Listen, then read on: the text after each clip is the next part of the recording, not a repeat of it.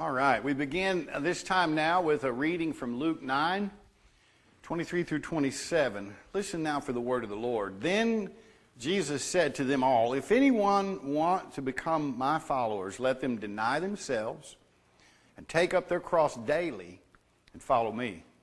For those who want to save their life will lose it, and those who lose their life for my sake will actually save it. What does it profit them if they gain the whole world, but lose or forfeit themselves? Those who are ashamed of me and of my words, of them the Son of Man will be ashamed when he comes in his glory and the glory of the Father and of the holy angels. But truly I tell you, there are some standing here who will not taste death before they see the kingdom of God." Amen. May God bless that reading. I saw an interesting political cartoon this week. It listed the number of deaths attributed to tobacco, and it listed the number of deaths attributed to alcohol every year, alcohol abuse. And then it said, Ebola! Like we've had maybe one or two cases in America, and we're out here killing ourselves daily. You get it, you understand. I don't have to explain the joke. But it just made me think, how we live in this fear-based society. 2/3 of you are 6s on the Enneagram anyway, and you're processing from fear. It's not a bad thing. It's a good thing. Most of you don't know what I just said. It doesn't even matter. It's just enough to know that it don't matter if you're a 6 on the Enneagram or not. We're all scared. We're all afraid. Everybody. Even the stock market people admit that the economy of this country hinges on fear. What are people afraid of today? And how do we take advantage of that and move the Dow Jones, whatever in the world that thing is? I don't have any idea. But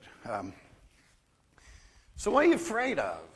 I mean, I just couldn't help but thinking, if I had like a little canister of Ebola in here today, and I'm like, yeah, what if I pop this open and every one of y'all are in trouble? That's how terror works, right? I mean, it's just like, don't let me say it out loud because somebody will do it. A subway full of Ebola or something. I don't know. They threaten things all the time, from explosives to chemicals to biological warfare. And it happens. People shoot up movie theaters and malls, and people blow up subways every day. Today we're going to talk about the cross. But today we're going to talk about the cross. Next week we're going to talk about salvation. And the two things are hinged together. But today we're not going to talk about salvation. We're going to talk about the cross. And next week we'll talk about salvation and how that hinges to it.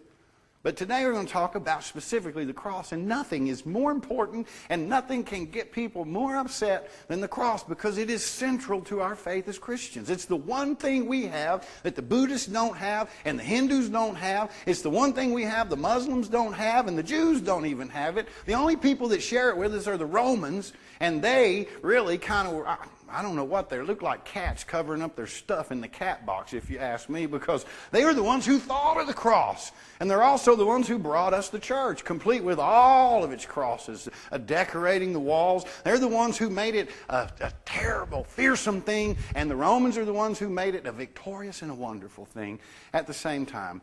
I mean, if I were advertising, I'd hire those people as my agent right now, today. I want them on my side. The cross for the Romans was an implement of not only execution, it was an implement of intimidation. Like if I waved a can of Ebola in front of you today, you'd be scared to death. You know you would. I would be too. I'd be scared to hold it up. And that's what the Romans wanted you to get from the cross. That's why on the roads in and out of town is where they did these executions. You couldn't go into a town or leave a town without going by on both sides. It's like windmills in Roscoe, Texas. I mean, you've got to drive right through the middle of them to get through here. And they've got people hanging on there and hanging on there, hanging on there until the birds pick their flesh, and then they throw them off in Gehenna because they're executed people who never mattered. The world would have been better if they'd have never been here. That's how it is. That's how it is. I remember when they blew that subway up in London, and everybody, the terrorists, and the next thing I heard on the news was, people, today, the best thing you can do is get on the subway. And it's right. Because if you don't, the people who blew up the subway won. They used your fear against you. I love going to movies, don't you? And I can't go to a movie now without sitting there looking around at all the entrances and exits. I look at everybody in the theater. I see somebody who looks like Don Martin. I'm like, oh, he's going to shoot everybody in here, you know. I'm just picking on Don because he lets me. I love Don. He doesn't look threatening at all. Look at him again. But you get my point. If he had an accent. No, just kidding. But I'm not kidding. I'm serious. But you know what? The worst thing that I could do is never go to a movie again. Even if it makes me nervous. I lose. They stole my life if I give up something I love that much. You see what I'm saying? I wonder if Jesus knew that. I wonder if one of the things he was saying was, you know, if those Romans think that this thing called the cross is going to intimidate us, then here's what we ought to do. We all ought to grab one and we ought to drag it to the outside of town and look at them and say, here we are. Here we are. Come get us. We're not going to be intimidated anymore. What is it you're afraid of today? I don't want you to be intimidated. And here, I'm going to tell you why I don't want you to be intimidated. It's not because I care so much about you. I care about you a little bit. You're all good people. But in the end, I'm really interested in me, right? And isn't that true of you? Here's why I don't want you to be afraid and intimidated. Because if you are, and someone waves a can of Ebola, somebody in here will come up with this plan. No. Don't kill all of us. Just get him. Just get the guy with the can. Get the guy in the front of the church. Get the preacher. Get the leader. Get that guy. Do him in. I don't want to go. Isn't that the way it is? Rene Girard talks a lot about it. It's killing. It's violence in the name of holiness, in the name of keeping the peace. We can find at least one person to represent all of our yuck and our fear. We get rid of that one, we're good for a year. We're good for a little while. Fear is an awful thing. That's why Jesus says more than any other thing, stop being afraid. Stop being afraid. Why does God let terrible things happen? Have you asked that question before? Yes, you have. Come on, admit it. You have. Like, why does God let people die in earthquakes and hurricanes? Why does God let 7-year-old kids get leukemia? Why does God let someone's mother and grandmother both perish in a car accident? Why in the world does God let such terrible things happen in this world? And I think maybe we've focused on the wrong thing when we ask that. For one thing, when we say, why does God let people die in a flood in New Orleans? Or why does God let a terrible hurricane hit Haiti? Or why does God let tsunamis hit Indonesia? The very next language you hear after that is always this. Well, those Haitians got hit because of their voodoo. And those people in Indonesia because they're not Christians. And then the people in New Orleans because of their sin. You see, first we ask the why does God question, and then we answer it with, well, because God is justified in this, and God has every right to smash those awful people.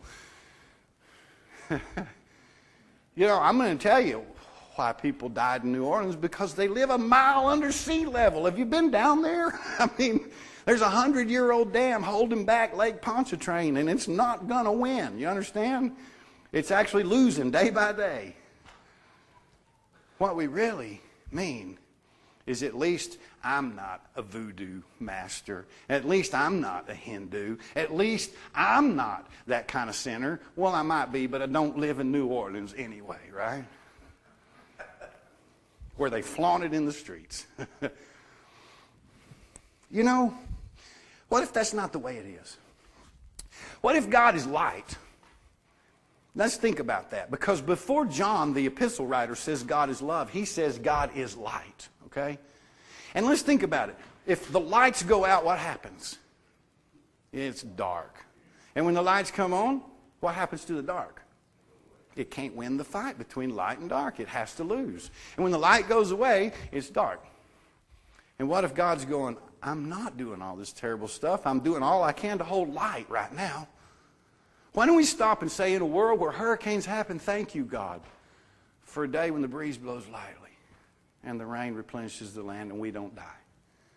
Because what if God is saying, I'm doing everything I can to make the world good, but the world has this violent tendency in nature in its very creation. And I am out here holding space for you. I'm light, I'm life, I'm love, I'm all the things. And if God goes away, you see, and when we have a hurricane, God didn't go away. When we have a disaster, God didn't go away.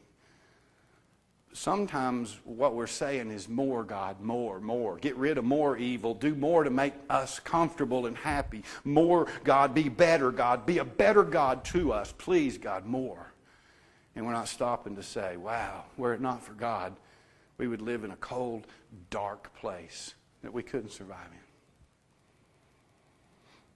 I wanted today's topic of the cross to coincide with baptism. And I've done a lot, believe it or not, to merge wholeness in a fragmented world study with Bethany Village Live and to merge those with Sunday morning sermons on progressive Christianity. And I intentionally put the cross on the same day as baptism. So we're talking about the cross this morning. Tonight we're going to talk about baptism.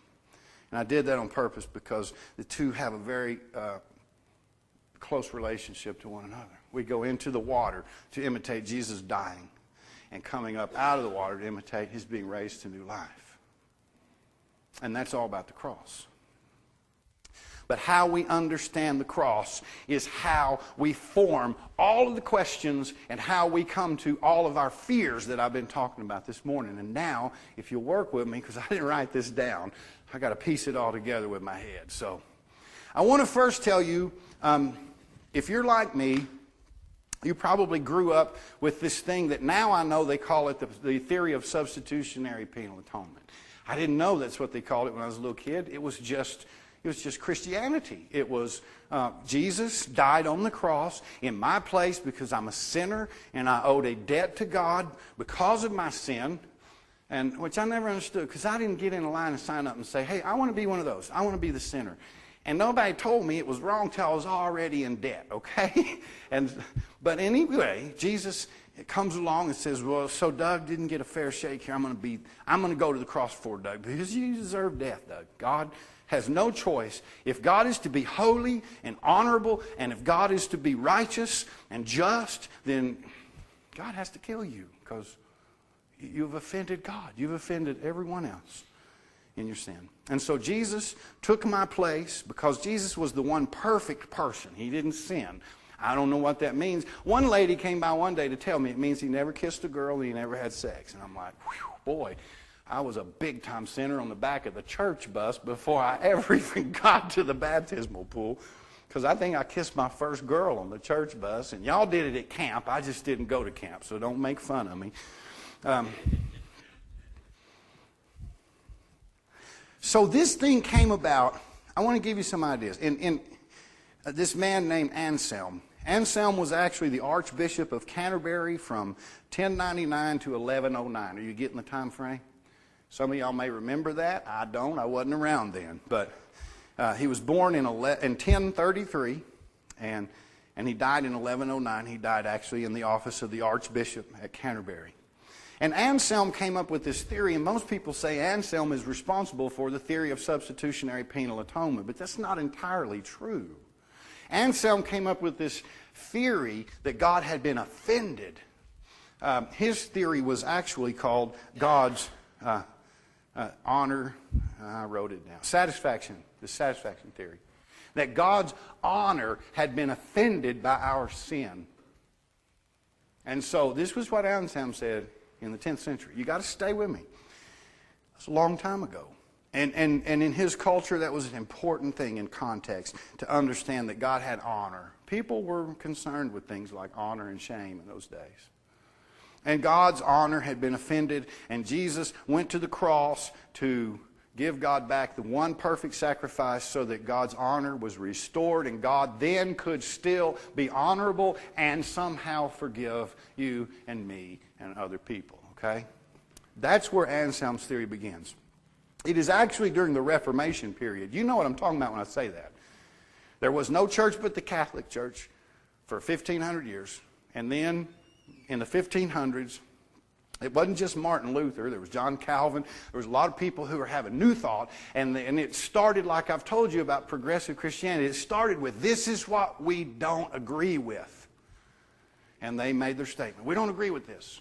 And then they began to formulate what they did believe, and so now you have lots of denominations based on that group of thinkers and their descendants. During the Reformation, in the 16th century, the theory of substitutionary penal atonement was tweaked from Anselm's theory. It was now God is no longer offended in God's honor. Now it is God has a debt against us. We owe God a debt. Because by now, the culture had become a debt-laden society. It's a culture that understood borrowing and paying back, okay? And now people had taken out a loan, so to speak, just by being people and being sinners that we could not repay. So it was building on what Anselm had said about honor and satisfaction and building it to the point that God now has a vendetta against us. And so it keeps growing, and it keeps growing until we get all the way to the height of Protestantism, and we have substitutionary penal atonement in place to the point that I didn't think there was any other theory. I didn't think there was any other way of understanding the cross.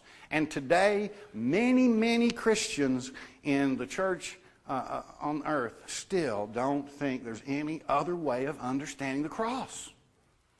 That if you say anything other than, I owe God a debt and Jesus paid it, that you're not a Christian, that you are not a believer, that if there's a heaven, you're not going, if there's a hell, you're destined for it because you don't believe the right thing. Now, progressive Christianity is not rooted in orthodoxy, right thinking. It's rooted in orthopraxy. It's a practice. And it's questioning all of these things. And finding out that the theory of satisfaction began in 1100. That means for 1,000 years, the church existed with the New Testament without any of these satisfaction theories. We'll talk more about that next week when we talk about salvation. But what does the cross mean? I wanted you to get caught up. There's one more I was going to tell you about. It's called the theory of governmental atonement. It is attributed to Hugo, I can't even read my own writing, Gratens. He lived from 1583 to 1645. And the theory was that Jesus' death demonstrates what we are to do, and then God forgives us. Our 8-year-old theologian who has helped us get through this trying subject of progressive Christianity. I want to read very briefly from Danny Dutton before I wrap this up. Remember, he's the guy who said one of God's main jobs is to make people. He needs to make adults. He makes little people. God's second most important job is listening to prayers. Jesus is God's son. Listen to this. He used to do all the hard work, like walking on water and doing miracles and trying to teach people about God who really didn't want to learn. They finally got tired of him preaching to them, and they crucified him. But he was good and kind like his Father, and he told his Father that they didn't know what they were doing and to forgive them. And God said, okay, because he appreciated everything he had done. You know what strikes me about that? I don't know what church Danny Dutton grew up in. I don't know where he got his theology, but he doesn't have anything in here about a debt owed to God. He doesn't have anything in here about God being upset or angry at you or me and demanding that the one perfect person, Jesus, would pay that price for us. There's nothing in there. What he says is that people got tired of listening to Jesus preach to them, so they killed him.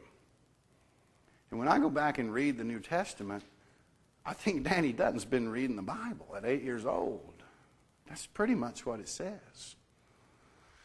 That's one of my theories, is that one way you can look at the cross, if you want alternative ways of understanding it, is this. And you've heard me say it if you've been coming here long, but here it comes again. When God comes to us, to you and to me, our first response is always violent rejection. I'm going to say that again. When God comes to you or me, our first response is violent rejection. God doesn't normally come like a teddy bear. There is a spirit that is a comforter. There is a spirit that is a counselor. But when God shows up in church, you know what happens. He starts pulling candles, wicks out of the candles, and he starts trying to bless all the babies, and he starts demanding that you do things you don't want to do. That's how God is in church. The reason God never comes, the second part, stay with me. The reason God never comes, the reason we violently reject God when God comes to us is this, because God never comes propping up our superficial egos. It won't ever happen. You show God your ego, you get what you ask for. Because you don't need that, okay? One way of looking at the cross is this is how we respond when God reaches out to us.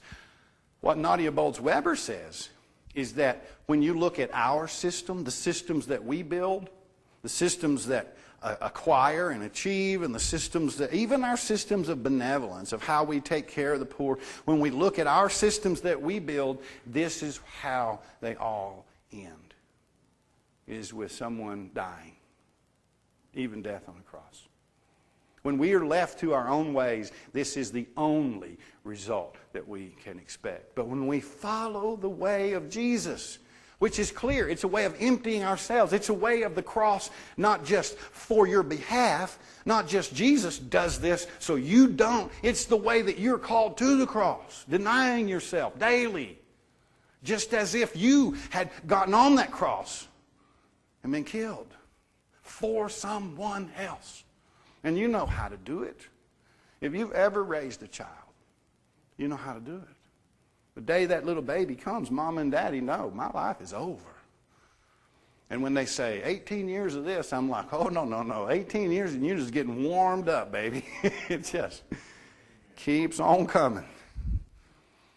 Anybody that has sat with you through grief. I saw people dying on crosses all this week who were willing. You know, and D'Esta Love talked to us about it last week. It's uncertainty. When we give up what we think we are right about. One of the coolest things I ever learned in marriage counseling, and I think I learned it from Steve Couch's brother, who's not a marriage counselor, but it came down to this. You can sometimes choose to be right or related, but you can't always do both. Now, my marriage counselor told me, I'd hate being married to you because you don't lose arguments. You know, it'd be really hard to even go to counseling with you. And I'm like, well, I always thought that was a good thing. And it's like, well, if it is, it's not serving you too well right now, okay? You can be right or you can be related. And sometimes, especially when it comes to my religion, I want to be right. Because in orthodoxy, it's important. If I'm wrong, I'm going to hell. So I'm going to be right. And if that means if that means a few of y'all end up being casualties of war, that wasn't really my fault. I'm just trying to get to heaven, okay? God's angry. I'm just trying to get to heaven, that's all. So if I hurt a few of you along the way, I didn't really mean to do that. Now, I'm not claiming to be a progressive. You might think I am because I'm preaching a sermon on this, but I'm not. I'm not a good tree hugger. Most progressives are really into tree hugging. And I love trees better than most tree huggers do. I really do. I think that they're beautiful to look at in nature, and sometimes they make nice cabins. And that's just the way life works. I'm not in favor of cutting them all down, don't get me wrong, but I like nature. But it's not my religion, okay? I'm not a good progressive, and I can't say what a progressive believes because I can't speak for the progressive movement, and I can't speak for anyone in the progressive movement any more than I can speak for you as a congregation or say what anybody believes. The truth is, if I want to know what you believe, I'll just look and see what you're risking today. Because we've been doing this with our mouth for too long. Oh, I believe this, and then we go out and we live like we believe something else. You know, I believe God is in control.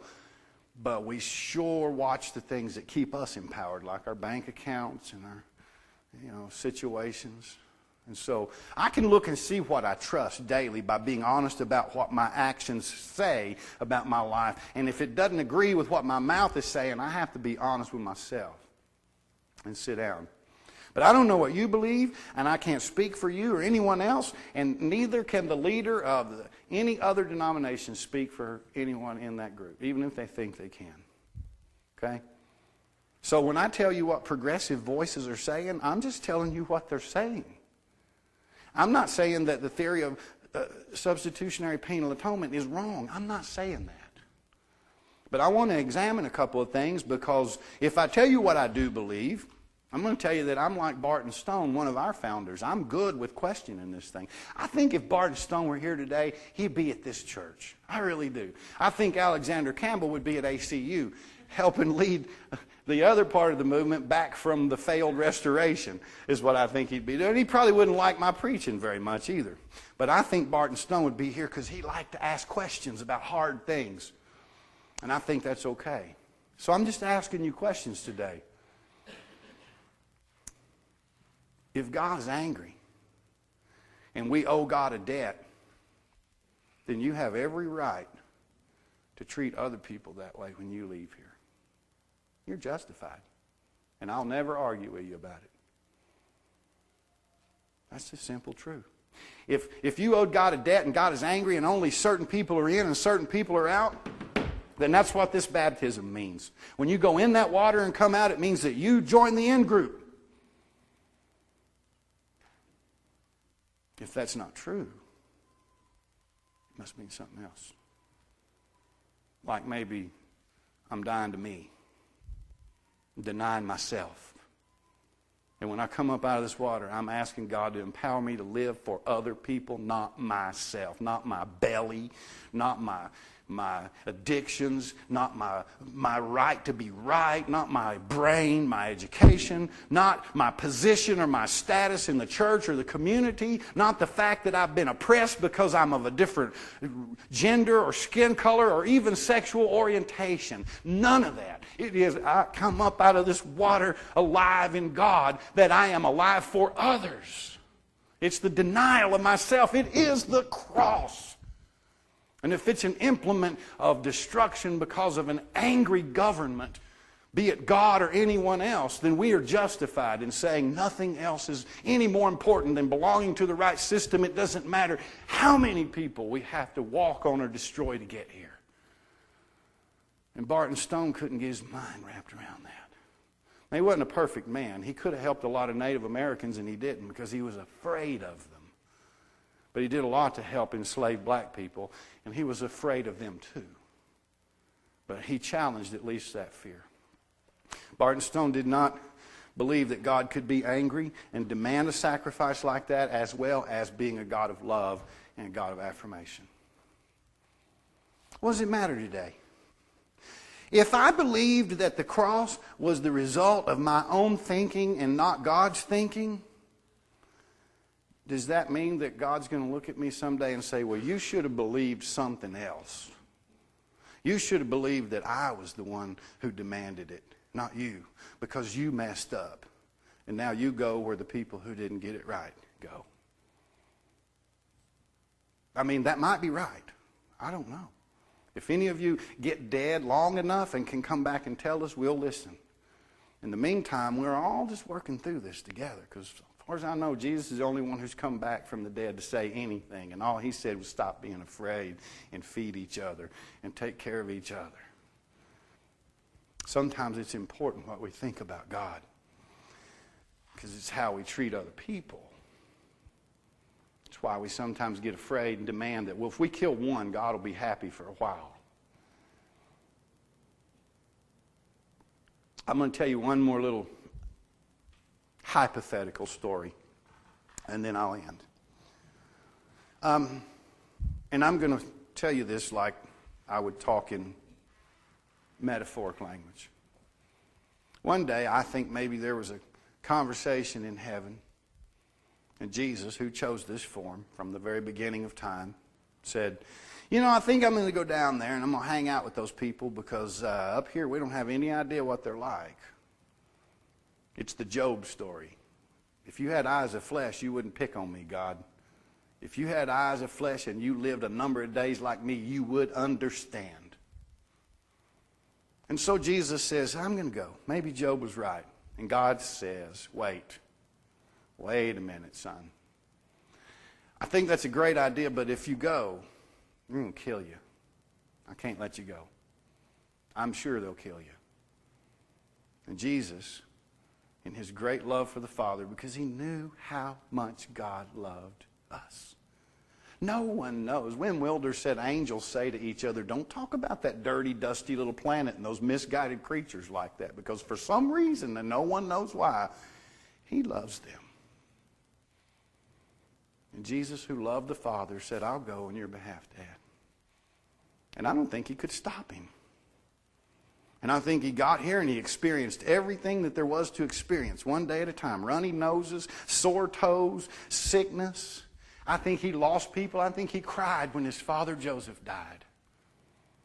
And I think he got all the way to the cross and he found that the people that he came to help and to love destroyed him. They rejected him. They hung him on a cross, even on a cross, which the Old Testament says is the worst way to die, the most shameful, to be hung naked on a pole. And God chooses that kind of death, not anything honorable. And I think while Jesus is hanging there on the cross, I think God is watching and saying, I knew it, I knew it, I knew it. What do you have to say for yourself now, son? I told you, and you demanded, you wanted to go. And there you hang. What do you got to say for yourself now? And I think maybe that's the moment that Jesus says, yeah, I hung out here 33 years, I got this far, and here's what I've got to report back, Dad. If you're going to save any of them, you just got to forgive them. Because they don't know what's going on.